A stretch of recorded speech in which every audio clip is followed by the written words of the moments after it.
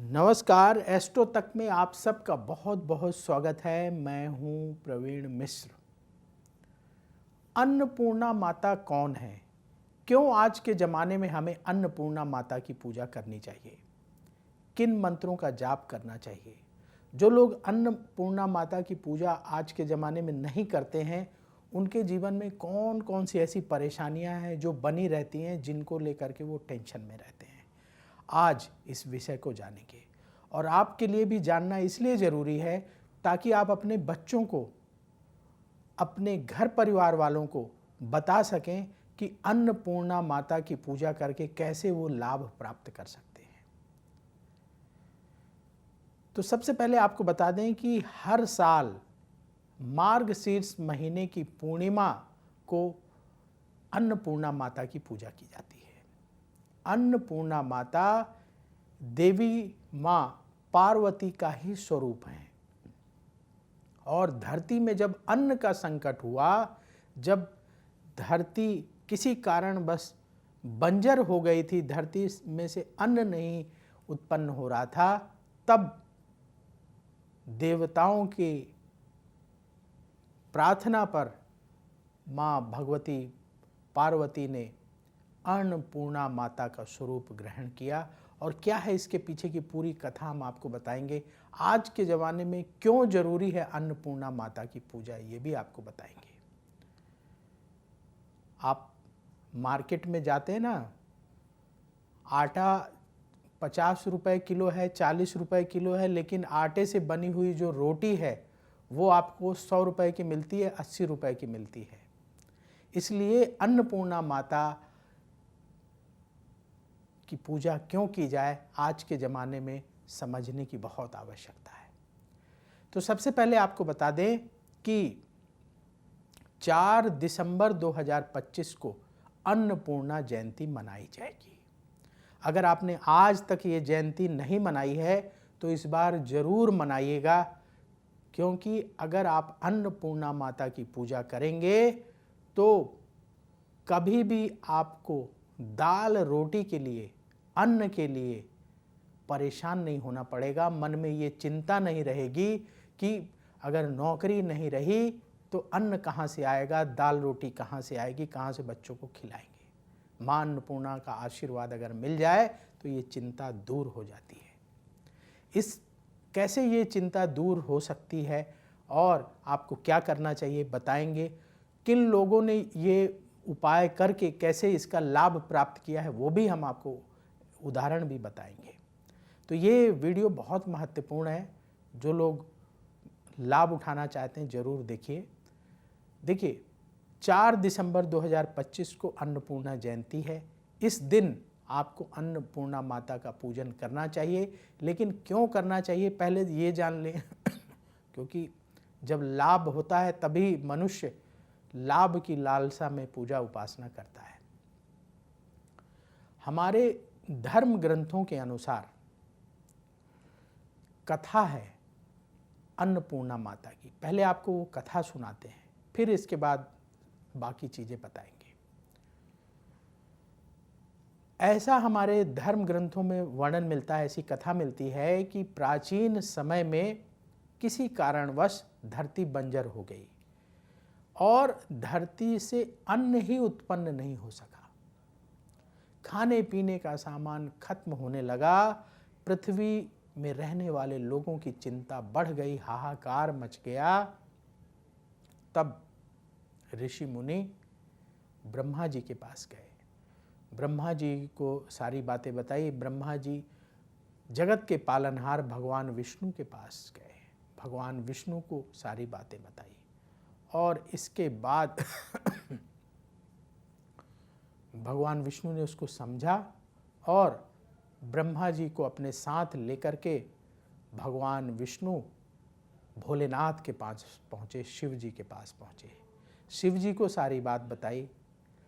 पूरी बात सुनने के बाद भगवान शिव पृथ्वी लोक पर आए और उन्होंने गहराई से निरीक्षण किया और इसके बाद पृथ्वीवासियों की परेशानी को, चिंता को दूर करने के लिए भगवान शिव ने एक भिक्षुक का, भिखारी का भेष धारण किया और माता पार्वती ने अन्नपूर्णा का रूप धारण किया और भगवान शिव भिखारी के रूप में माता पार्वती के समक्ष गए और अन्नपूर्णा के रूप में माता पार्वती ने भिक्षा दिया भगवान शिव को। भगवान शिव ने भिक्षा मांगी और अन्नपूर्णा माता के रूप में माँ पार्वती जी ने भगवान शिव को भिक्षा दी।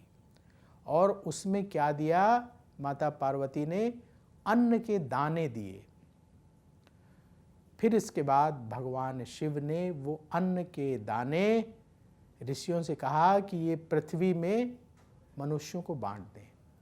तो धरतीवासियों को वो अन्न के दाने बांटे गए और इसके बाद धरतीवासियों ने उन अन्न के दानों को धरती पर बोया और उससे अन्न उत्पन्न हुआ।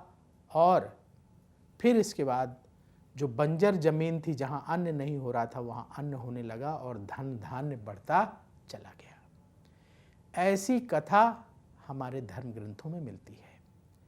और ये जो दिन था जिस दिन भगवान शिव ने माता अन्नपूर्णा से भिक्षा ग्रहण की थी, वो दिन था, यही मार्गशीर्ष मास की पूर्णिमा तिथि।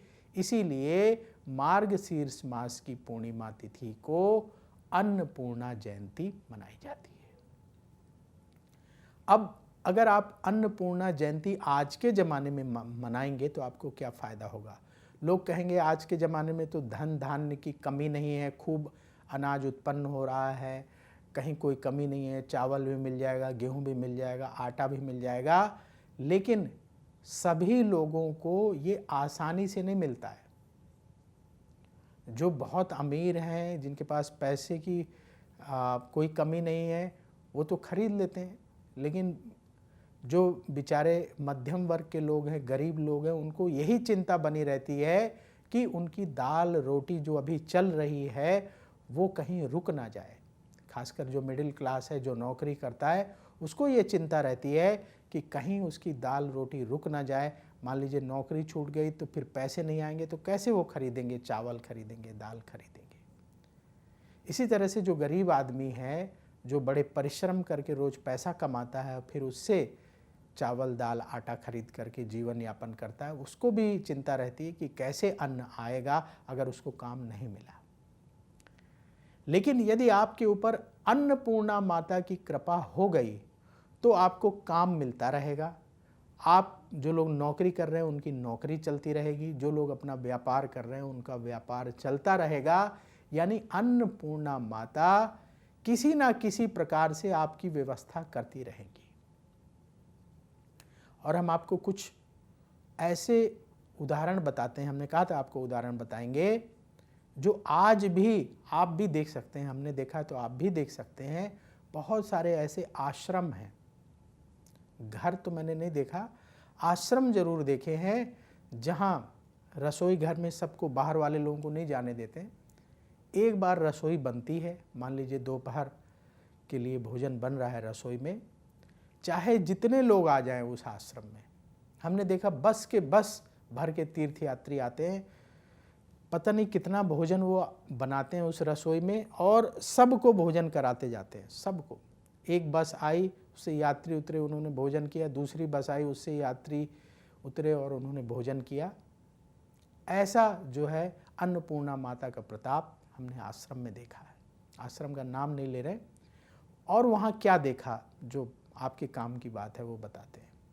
हमने देखा कि आश्रम में जहाँ बैठ कर के लोग भोजन करते हैं, अंदर तो नहीं जाने दिया उन्होंने रसोई में, लेकिन जहाँ बैठ कर के लोग भोजन करते हैं उसकी दीवारों में बड़ा सा हॉल है जिसमें 200-300 आदमी आराम से बैठ जाए, इतना बड़ा हॉल है, और बैठ के भोजन कर ले। तो उस हॉल की दीवारों पर अन्नपूर्णा स्तोत्र लिखा हुआ है, पूरा स्तोत्र लिखा हुआ पूरी दीवारों पर चारों तरफ। और वहाँ अन्नपूर्णा माता की पूजा प्रतिदिन होती है। और अन्नपूर्णा माता की ऐसी कृपा है कि जो रसोई बनती है, पता नहीं कितना वो चावल बनाते हैं, कितना दाल बनाते हैं, रोटी बनाते हैं, हर दिन तरह तरह के अच्छे अच्छे पकवान भी बनाते हैं, सबको मिल जाता है। जो भी यात्री वहाँ आते हैं सबको वो भोजन प्रसाद मिल जाता है और दोपहर 12 बजे से शुरू होता है, शाम को 4 बजे तक जब तक यात्री आते हैं वो खिलाते ही रहते हैं उनको, और कमी नहीं होती है। अब उनके कुछ नियम है कि वो रसोई के अंदर सबको नहीं जाने देते, देखने नहीं देते कितना बना है क्या है, लेकिन वहाँ अन्नपूर्णा माता की पूजा प्रतिदिन होती है। और अन्नपूर्णा माता की ऐसी कृपा है कि हर दिन रसोई में कमी नहीं पड़ती। एक तो भोजन की, जो लोग आते हैं सबको भोजन मिल जाता है, और दूसरा उस आश्रम को कभी अन्न की कमी नहीं पड़ती है। जैसे आश्रम कैसे चलते हैं, आश्रम में दान आता है, दान में पैसे आते हैं, या कोई अनाज दान कर देता होगा, चावल दान कर देता होगा, आटा दान कर देता होगा, लेकिन दानदाता तो घटते बढ़ते रहते हैं ना। कभी किसी का मन हुआ तो किया, कभी मन नहीं हुआ तो नहीं किया, ऊपर नीचे होता रहता है। लेकिन फिर भी उस आश्रम में, उस आश्रम के जो संचालक लोग हैं, जो उसके प्रबंधन में लगे हैं, वो यही बताते हैं कि अन्नपूर्णा माता की ऐसी कृपा है कि कभी अन्न की कमी नहीं होती, चाहे जितने लोग आ जाएं। वो कभी किसी से ये नहीं कहते कि आपने यहाँ भोजन किया तो पैसे दें, भोजन के पैसे दें, या भोजन करने के बाद दान करें, या पहले दान करें, या जो लोग उस आश्रम में आते हैं किसी से दान के लिए वो कहते नहीं हैं। और हमने देखा कोई ऐसा दान पात्र भी नहीं रखा है जिसमें लोग कि भोजन करने के बाद पैसे डाल के जाएं, ऐसा कुछ नहीं है। तो कहानी क्या है कि यदि अन्नपूर्णा माता की कृपा हो जाए तो जैसे उस आश्रम में अन्न की कमी नहीं रहती है, और वो बड़े प्रेम से सभी को भोजन कराते हैं। सारे आश्रम ऐसे नहीं हैं, मैं जिस आश्रम की बात बता रहा हूँ, नाम नहीं ले रहा हूँ, सारे आश्रम ऐसे नहीं हैं। बहुत सारे आश्रम में आप जाएंगे तो कहेंगे थोड़ा थोड़ा पाइए, प्रसाद के रूप में ग्रहण करिए, ये भी हमने सुना है, देखा है। लेकिन उस आश्रम में आपको कोई बोलेगा नहीं कि आप थोड़ा थोड़ा पाइए, प्रसाद के रूप में पाइए, जितना आपका मन है उतना पाइए, कोई कमी नहीं है। प्रत्यक्ष उदाहरण है इस कलयुग का, अभी भी वो आश्रम है, आप भी देख सकते हैं। तो अन्नपूर्णा माता की कृपा अगर हो जाए तो अन्न की कमी नहीं रहती है। इसके बहुत सारे प्रमाण हैं, इस कलयुग में प्रमाण हैं। तो हमारी इच्छा ये थी कि आप सबको ये जरूर बताया जाए, क्योंकि ये संघर्षशील कलयुग है। इस कलयुग में हर आदमी, खास करके मिडिल क्लास है, लोअर मिडिल क्लास है, जो लोग बेचारे मजदूरी कर रहे हैं, बड़ा संघर्ष करके धन कमा रहे हैं, और उसमें भी उतार चढ़ाव बना रहता है। कई बार पैसों की कमी हो जाती है, कई बार बहुत सारे ऐसे लोग हैं जिनके पास अन्न खरीदने के लिए पैसा नहीं होता कि चावल ले आएँ, आटा ले आएँ, घर में खाने के लिए चीज़ें नहीं होती। बहुत सारे ऐसे लोग हैं, लोगों ने बताया कि हमारे पास खाने के लिए कुछ नहीं था, खाने के लाले पड़े थे, ये शब्द चलता है ना, लोग ऐसे बोलते हैं, बच्चों को खिलाने के लिए नहीं था। तो हमारे घर परिवार में कभी अन्न की कमी ही ना रहे, कहीं ना कहीं से पैसे आते रहे, हम अन्न खरीदते रहें, भोजन की व्यवस्था बनी रहे। इसके लिए आप सबसे हाथ जोड़ करके निवेदन है कि आप अन्नपूर्णा माता की पूजा जरूर कर लीजिए। आप जो भी काम करते हैं, नौकरी करते हैं, बिजनेस करते हैं, कोई भी कार्य करते हैं, आप सब लोग अन्नपूर्णा माता की पूजा कर लीजिए। और हमें विश्वास है कि अन्नपूर्णा माता की कृपा से आपको अन्न के लिए मोहताज नहीं होना पड़ेगा। चाहे नौकरी आपकी बदल जाए, चली जाए तो फिर मिल जाएगी, काम आपका बिजनेस मान लीजिए नहीं चल रहा तो फिर चलने लगेगा, कहीं ना कहीं से अन्नपूर्णा माता आपके लिए भोजन की व्यवस्था जरूर करेंगी, अन्न आता रहेगा। और अन्न तो तभी आएगा जब पैसा आएगा। तो अन्नपूर्णा माता की कृपा मिल जाए तो हमारी बहुत सारी समस्याएं समाप्त हो जाएंगी, हम लोग कम से कम चिंता मुक्त होकर के अपना जीवन जी पाएंगे। तो अब कैसे करना चाहिए आपको अन्नपूर्णा माता की पूजा, क्योंकि बहुत सारे लोग नहीं करते होंगे ना, और जो लोग करते हैं बड़ी अच्छी बात है, आप और लोगों को भी बताइएगा।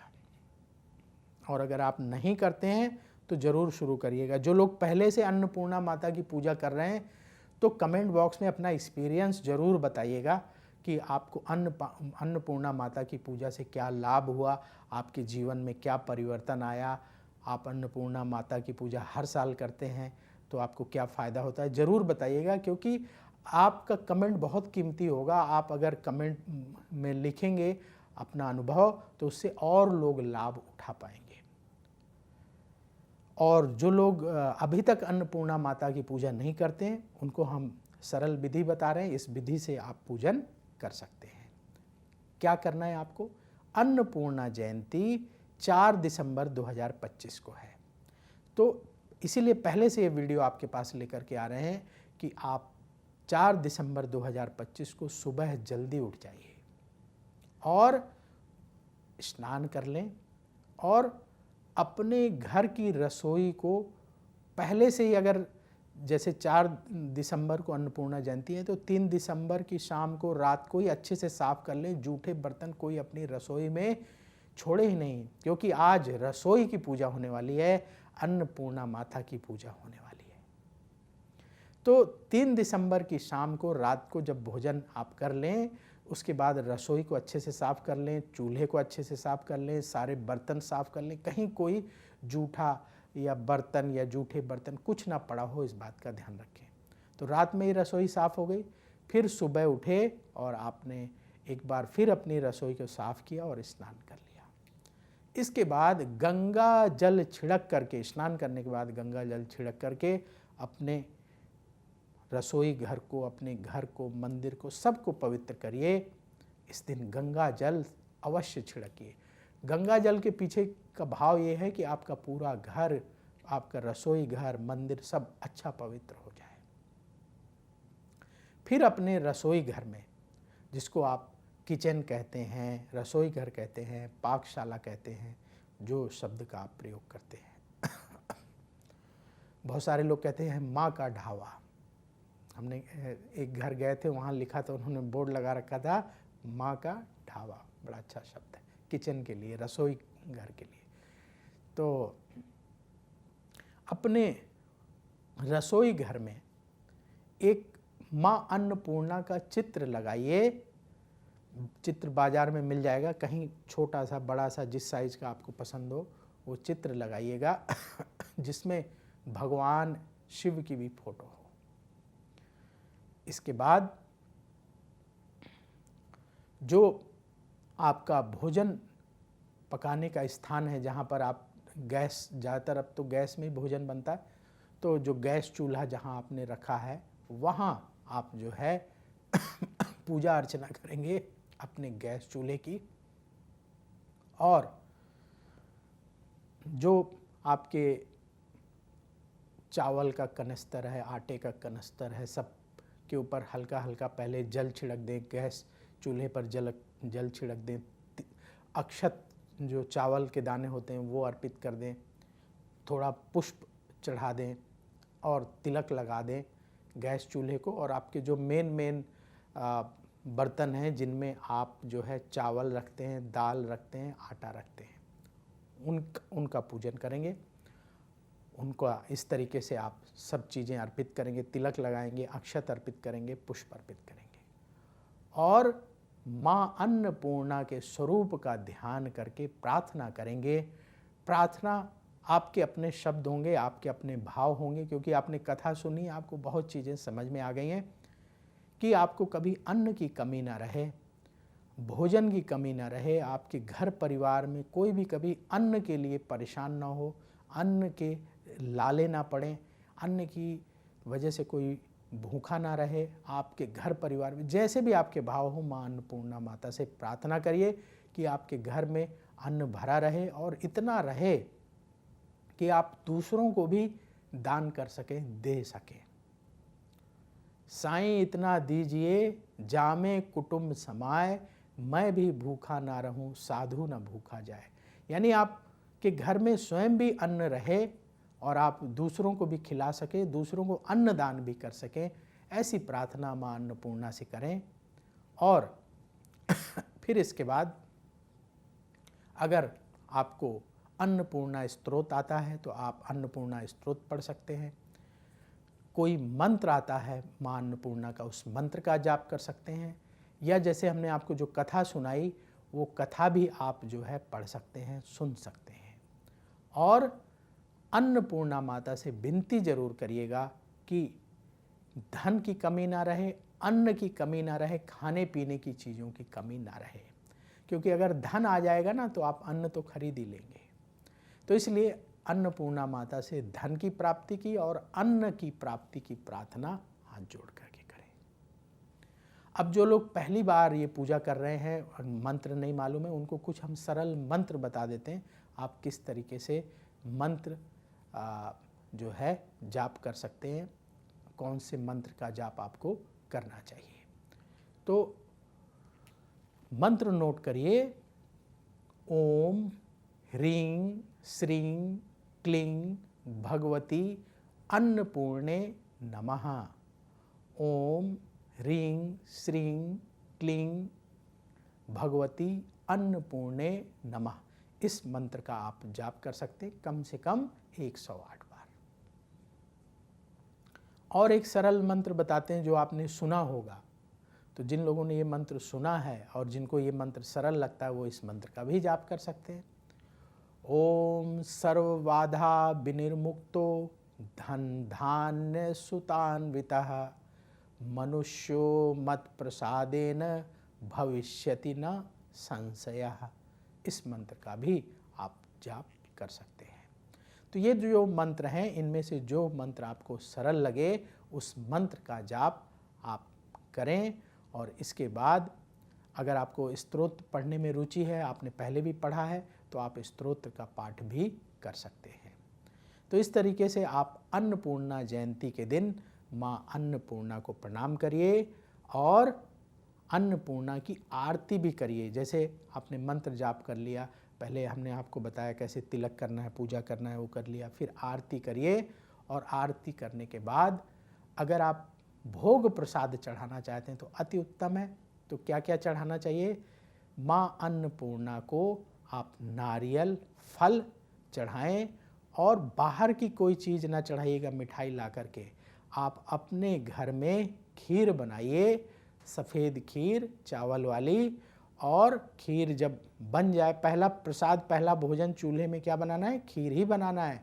और बनाने के बाद आपने चित्र लगा रखा है अन्नपूर्णा का, माँ अन्नपूर्णा के सामने रख करके प्रणाम करिए और प्रार्थना करिए कि माँ प्रसाद ग्रहण करें। तो नारियल फल और खीर का प्रसाद माँ अन्नपूर्णा को अर्पित करें, फिर ये प्रसाद अपने घर परिवार वालों को बांटें।